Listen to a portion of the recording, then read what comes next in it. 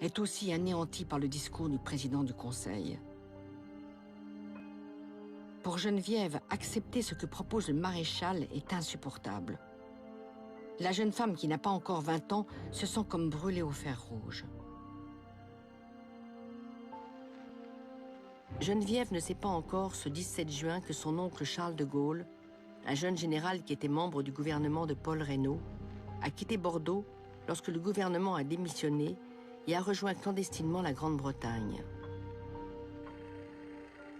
Un général sans troupes qui va lancer, depuis Londres, comme une bouteille à la mer, un appel à la résistance, que presque personne n'entendra, mais dont l'écho va bientôt se propager dans la France entière.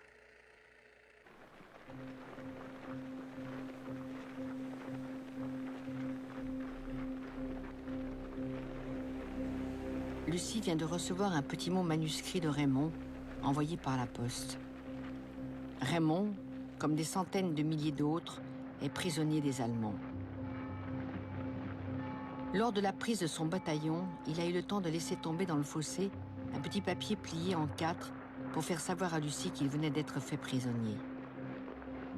Un petit papier qui sera, comme tant d'autres, envoyé par des passants anonymes à leur véritable destinataire. Lucie comprend immédiatement que si son mari peut s'évader, il doit le faire tant qu'il est encore en Alsace. S'il est transféré en Allemagne, ce sera trop tard. Lucie est expérimentée. Elle a appris dans ses jeunes années militantes la lutte clandestine auprès du communiste Joseph Epstein. Lucie en a retenu la leçon principale. La meilleure manière de se dissimuler, c'est d'être au premier plan, de se montrer. Immédiatement, Lucie imagine un plan d'action.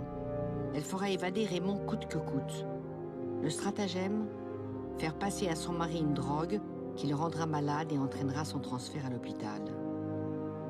Raymond doit se cacher dans le jardin et sauter une grille. Les sentinelles allemandes peuvent l'abattre facilement. C'est la peur de sa vie. Mais Raymond arrive à passer la grille et retrouve Lucie qui l'attend dans la rue. Lucie et Raymond Aubrac écrivent leur légende.